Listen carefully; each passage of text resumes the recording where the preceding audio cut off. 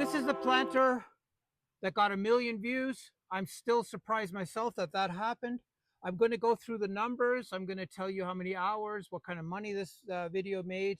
What's really special about this planter is that it can be turned into a fake rock or into a planter itself. So that's the options you have when you're making this sand fill method. This white edge, that is white Portland cement, shows off the plant material incredibly well, makes it very beautiful, and makes everything that is green and orange stand out even more. So I'm going to give you the rundown on this. These outlier videos are very rare for small channels, but they help immensely because they catapult your channel into different levels and help you out a lot to get subscribers and viewers, and generally it just boosts your channel incredibly quickly. Succulents absolutely love living inside these cement vessels. I had something really cool happen on Christmas Day. One of my videos, the fake rock slash planter video, had reached 1 million views. I think why people really like this planter is because it's such a simple technique. You're basically using a sand pile to make a great planter. Make sure you watch the video. It's very interesting and very simple to make, and it'll save you a ton of money making planters and rocks, fake rocks, in this way. And what happened is that it really struck a chord with me that I had 1 million people watch that video. So many people made comments on that video. I don't get many comments on my video. I have some of the numbers here that are very interesting. I've got half my subscribers, 11,580 subscribers, subscribed to that video. 112,748 hours, that was the watch time. If I divide that correctly, that would be one person watching that video for 12.9 years, just to give you some relationship to the numbers. Yeah, out of all the numbers, there's one number that is more impressive than anything else. Never mind the earnings or anything like that. 1 million people sat down for 6.45 minutes watching that fake rock video. That's an enormous number for almost any video. For somebody to sit there for 6 minutes and 45 seconds is a very long time.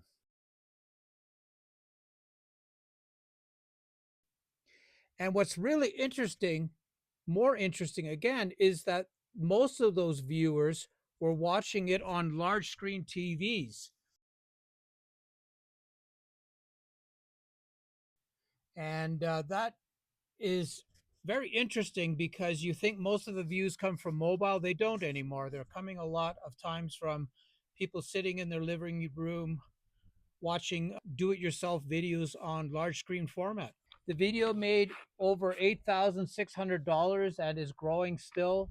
So it was a very beneficial video to my channel, and I thank everybody for watching my videos and subscribing and making comments. So YouTube showed this video, the fake rock video, 15.6 million times, and I got 1 million views. So the ratio, the click-through ratio is 4%.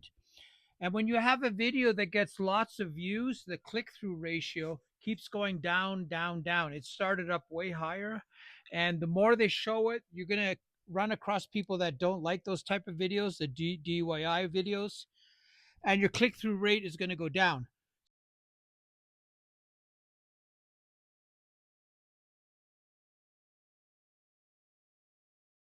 Yeah, I hope these numbers give everyone who has no real close connection to YouTube a little bit of an idea of this background information, what goes on when you have a smaller YouTube channel. It is incredibly tough to do well. It is incredibly tough to get an outlier video. You have to keep going at it. You know, you have to have 1,000 videos and then something will happen for you. And you have to invest enormous amounts of time to get anywhere. You know, there are, sure, there's people that get lucky from day one, but that really isn't the norm. It's gotten really tough in the last couple of months here on YouTube. So I just wanted to share this information with everyone, which should help you get a little bit of an insight on what actually goes down here on YouTube as a small creator. There's something that really needs to be explained about YouTube, and I call it the library effect. So, what that means is my videos are going to be hopefully on YouTube even when I'm not around anymore. So, this idea of you putting up your information, pretty soon I'm going to have 1,000 videos, which is a huge quantity of information. It requires a huge amount of storage. Yeah, this library effect has a little bit of a different value to it. And what I mean by that is, so if you're making a video that doesn't have much value in terms of teaching somebody something, or um, it's just a funny video, the library effect is going down. But if you have videos that actually will teach somebody how to make cement planters, or teach somebody how to trench compost, whatever it may be, those videos will be around in this library system on YouTube much longer, and they'll be much more appreciated by the audience. So that is the benefit of actually publishing something with some type of educational value, some type of repetitive searchability. And that makes a big difference on YouTube if you can actually publish videos that are going to have a library effect or value. And YouTube is facilitating that energy. It is allowing creators all over the world to publish their information and their knowledge that they want to share. And it's very interesting that there is a platform like that that is willing to store all this data and pay for it. So it is a big undertaking what YouTube is trying to achieve. And as a small creator, that library effect is the most attractive part of YouTube. The payouts are going to continue for a long time. And this idea that we have the ability to put up all this information and keep it running continuously is a huge advantage.